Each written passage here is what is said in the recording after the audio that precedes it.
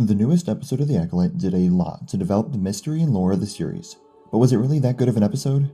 I personally really want to watch it back again within the next few days, because it can be hard to tell the full scope of the story when I'm also focused on taking notes for a review and later videos. There was a lot to like about this episode, and it made me question a lot of what we've been seemingly told about this story and these characters. I think there's a lot of misdirection going on here, and a lot that I don't think is really what it appears to be. The music really stood out to me as being superb. All original pieces, but a wide range of tones and emotions that all fit within their respective moments. The big thing, though, that I wasn't a fan of with this episode was that I had trouble feeling any sort of stakes. Part of that likely has to do with it being a flashback episode, so it doesn't have the simple method of creating fear or death, but I found myself more interested with the mystery and trying to put the pieces together, to the point where I never really felt concerned over what would happen to anyone. I never felt that heart-pounding terror or concern that I've heard some people mention in their reviews. Going more into the episode, I was surprised that we got the inevitable flashback episode this early on. As far as I can remember, we saw all of the flashback scenes from the teasers in this episode, so the rest of the season will pick back up in the present day. The entire episode is set on Brendok 16 years earlier, and I really liked how peaceful the planet was made to look in the beginning, full of life and nature. Looking back, it contrasts the nature of the witches in a remarkable fashion. We meet Osha connecting with nature, trying to use the Force on an insect, and something I did like about this episode was the constant comparison and push and pull between Osha and May. Right away, May is shown to be stronger and more aggressive with the Force as she uses it on the bug. We see hints at her uncontrollable emotion that takes her on a path to a dark side assassin later on in life. May finds Osha underneath a bunta tree, which we learn is dangerous to eat, but apparently it's normal for Osha to run off and spend time here alone. Although Osha's vision in the premiere gave us the idea that these two had been inseparable twins as children, not everything is clean between them. Just like all siblings, they had problems, and these were actually very relatable problems I think for a lot of people. Although May seems certain in her path to undergo the Ascension ceremony and take her place as the Coven's future leader, Osha doesn't want that for herself. She wants to forge her own path, something unique to her that she doesn't have to share with her sister. Because they're twins, they naturally do a lot of things together, which May has no problem with. But like in that one scene we get with Osha and her drawings, sometimes she just wants to have her own little special and personal thing. A little privacy to herself that doesn't involve her sister, and when the Jedi come, that offers Osha a future away from the Coven. Initially, I thought the episode was going to take a drastically different direction, because when we first see the Jedi and Brendok, it's Sol spying on the two girls after they've been discovered by Mother Coral. She says that it isn't safe outside the fortress walls, which seemed to be a way to keep their community safe from the Jedi, and Sol being introduced as what is essentially a child stalker kind of made the Jedi feel like the problem that the women are hiding the girls from. Once they make their way inside the mountain, we're introduced to Mother Anastasia, the twins' mother, and the entire Coven of Witches was easily one of the most fascinating aspects of the episode, and where a lot of my questions came from. We're introduced to multiple mothers, and it seems to be a role split between Anastasia and Corrin, for a very interesting reason. Initially, it all just seems to be based on the fact that the twins are Force sensitive, and there are Jedi nearby, so the mothers are concerned about them being discovered and taken to be trained as Jedi. Completely understandable. They keep track of the Jedi's movements, and keep the girls inside the fortress to the best of their ability. But Corrin's one line that they aren't normal children takes on a whole new meaning later on in the episode. Here I assumed it was because they were Force sensitive. There are naturally going to be more difficulties when dealing with Force sensitive children, but the more and more we learn about the Coven, the more things are not as they appear. One of the bigger disappointments of the episode I think was how relatively bland the Coven's belief system was. There had been all sorts of theories about them being connected to the Nihil or the Path of the Open Hand from the High Republic books, but there wasn't anything all that interesting about the way they viewed the Force, or the thread as they refer to it as. They don't believe that it's a power to be wielded, but then we see them using the thread, or Force, or whatever, in attack and self-defense immediately after. And this was one of the many examples of details not seemingly consistent in the story. Part of me wants to write it off as purposeful and having a deeper meaning, but there was this example, and then there was Mother Anastasia warning against pulling the thread and changing everything, only for her to tell Osha to pull the thread and take the steps towards becoming a Jedi later on in the episode. And then there was Anastasia switching between the belief that Osha is only a child and doesn't know what she wants, to then defending her daughter's desire in front of the other witches not long after. It's just really irritating when there are inconsistencies with a character, but there doesn't seem to be any purpose behind it. It feels more like forgetful writing than characterization. But going back to the previous scene, it also shows how the sisters are almost constantly fighting each other, as all siblings do, and while May is strong in the Force, Osha is a disappointment to the rest of them, not willing to commit and contribute. Once they go back to their rooms, we get the moment of Osha not wanting to become a witch and blaze her own path, and Anastasia not listening to her because she's young, the contradiction that I mentioned prior.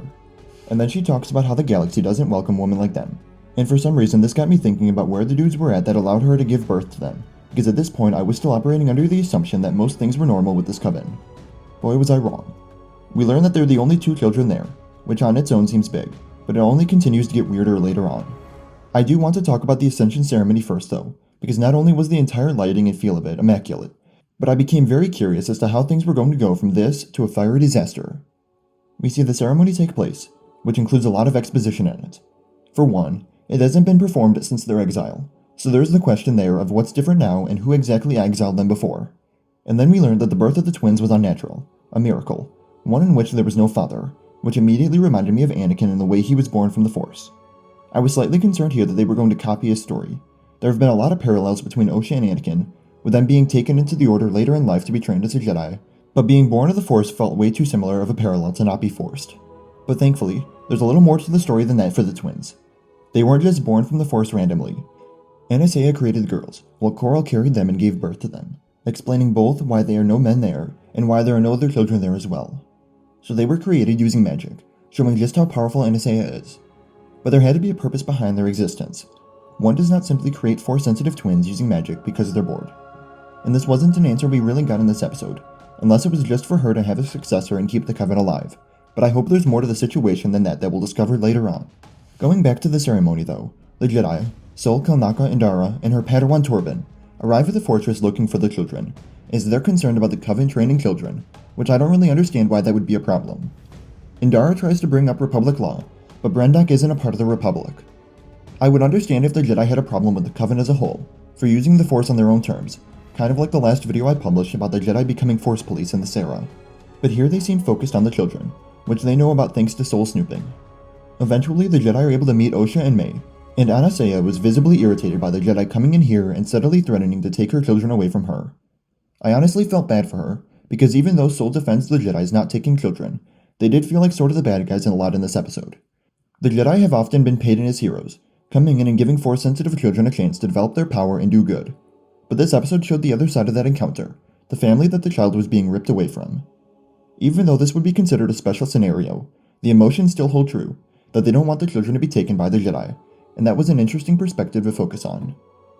Although they ultimately agree to have the girls tested by the Jedi, they devised the plan of having May and Osha purposely fail the test, so that the Jedi can't have their power. Although they could just be referring to her Force power, I think there could also be something more going on that we haven't seen yet, because of the twins' connection to the witches and the way in which they were conceived. Osha's test itself was actually a really well-written scene in my opinion. Sol tricks her into correcting herself and exposing the fact that she was told to fail the test, and he does it in a really clever manner.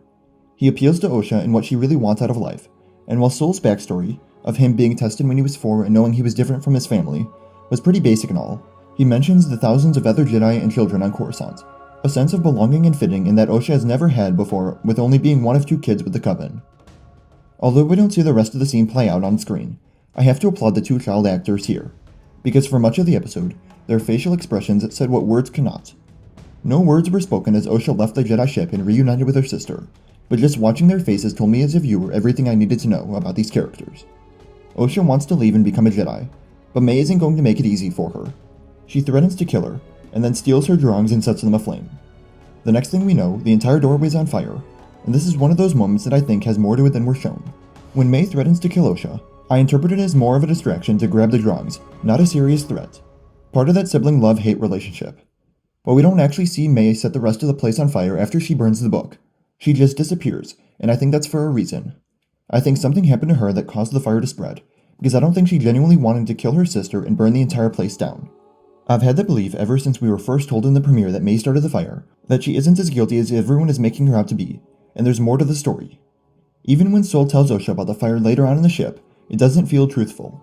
But I have a big theory that I'm going to talk about in a video later this week, so stay tuned for that. Osha's able to save herself from the fire by breaking into the electrical, showing how skilled she was at such a young age beyond the Force. And then the entire electrical system in the mountain blows, which seems to be pretty separated from the rest of the fire. We then get the moment where May supposedly dies, and yeah, I can see why everyone thought she was dead for all that time. Falling into a fiery pit would do that to a person, right?